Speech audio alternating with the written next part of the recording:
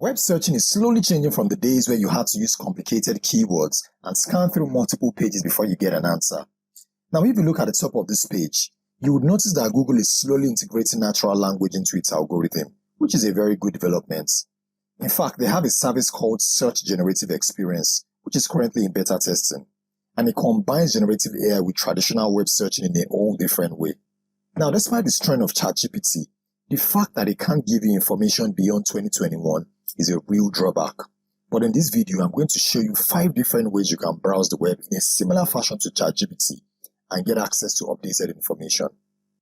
Now, the first one I'm going to show you is u.com. Yeah, pun intended. So u.com has come a long way since I started using it sometime last year. So to start using it, it's best to sign in with your account, and then let's put in a search query. So you can see that when it gives you a response, it gives you in a similar fashion to ChatGPT in this chat-like interface. And you can also ask follow-up questions to, continue your conversation the same way you're going to have with ChatGPT. Another interesting thing is that you can see that by the right side, it has your regular web results. And then, now one thing I really like about this one is that it gives you reference links, which you can use to confirm the responses that it gives you. And that's something you don't get with ChatGPT, which is why it is notorious for what they call hallucination. And apart from just searching the web, it has some other interesting features which you can find by clicking on the More button here, and then you can see some of them. But that's something we are going to get to in a later video. Now at the top left, you can see this button which you can use to check your chat history. So u.com is free, but not entirely free. Now you can see that they have a free and a paid plan. Now, one thing I want you to know is that it uses a similar model to the ChatGPT model because it uses the same GPT-3 or 3.5 model. I'm not sure which one it is. Now, if you want to power your search and you want to get better quality results, you can subscribe. But I think the downside to it is that they should have given people a sneak peek into what it can do, rather than just putting everything behind the paywall. And that is something that the next one I'm going to show you does better than them. And that takes us to the second one, which is perplexity.ai. I've been using this one since January or February, and this is my #1 search engine right now. I use it every day, and trust me, this is very good. Now, some of the founders of Perplexity are people who have experience working in Quora, Meta, DeepMind, Google, OpenAI, and all these top companies. Now, the founders claim that the results it gives you are more accurate than what you get with ChatGPT. But I think you should let us be the judge of that. Now, just like the previous one, this one comes with a paid plan. But for the free plan, there are no limits. And I remember what I said about the paid plan of the previous one, that it doesn't give you a sneak peek into what the powered model can do. The good thing about this one is that if you want to get a sneak peek of what the pro feature can do, you click on this toggle, and then it switches to the Copilot, which is the super powered version. But for now, let us use the free version. So let's insert our search query, and then now you can see it's just the same way. It provides you with different sources that you can use to verify the information that it's giving you. Now, apart from allowing you to ask follow-up questions, it also gives you suggestions of some of the questions that you can ask in case you have probably like a question block or a writer's block or something. So as you can see from its first and the third suggestion, it's trying to tell you that your request is kind of unrealistic because you want to become a millionaire overnight. So it says what are some long-term strategies to become a millionaire. So let's put that in, and then you see it gives us a new set of results, and then you can see the references it provides for each of the responses that it gives you. This one has a very interesting feature which we call the AI profile.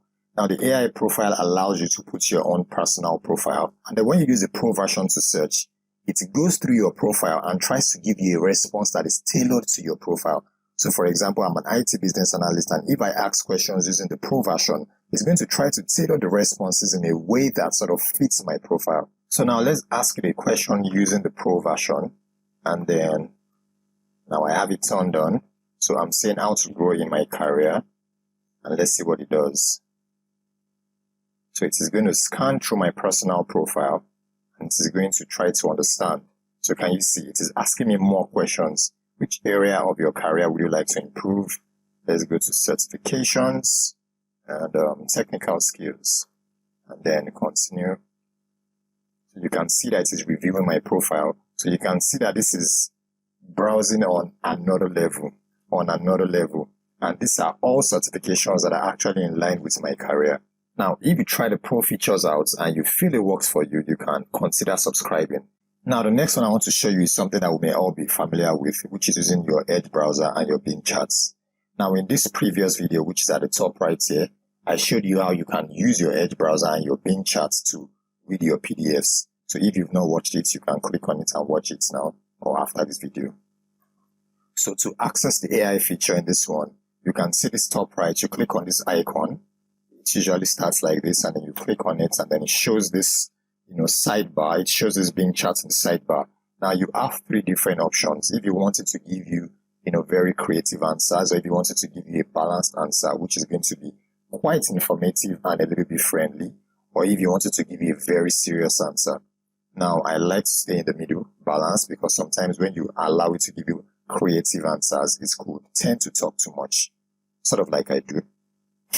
So let's give it the same search query, and then send, and then you can see it's giving the results.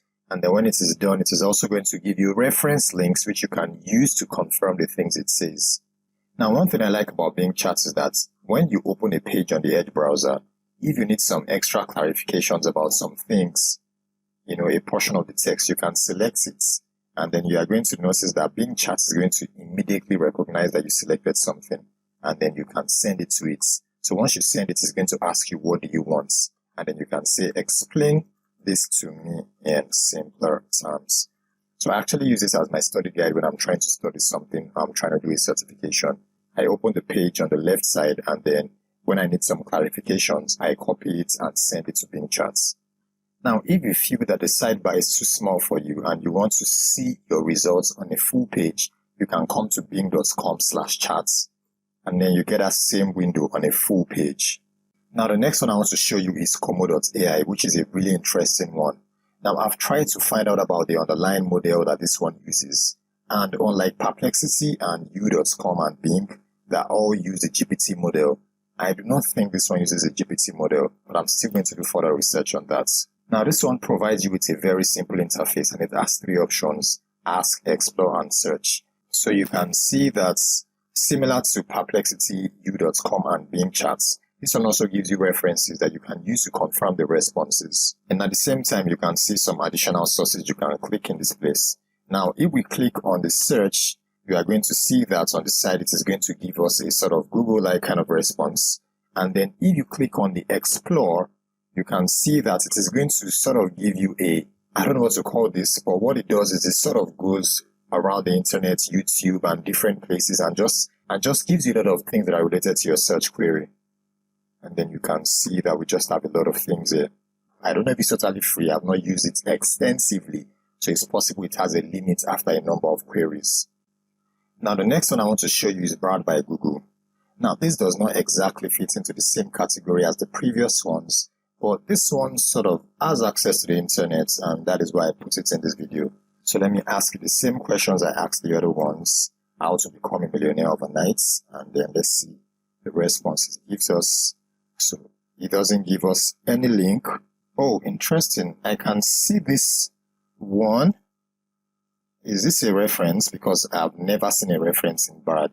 So did Bard hear what I said? And is it trying to defend itself because I said that it doesn't give any reference? Because this is the first time I'm seeing a reference. So there you have it. Those are 5 different ways you can browse the web, using alternative methods apart from ChatGPT or whatever you may have been using before. Now, so tell me, which one is your favorites? For me, perplexity.ai is my favorite.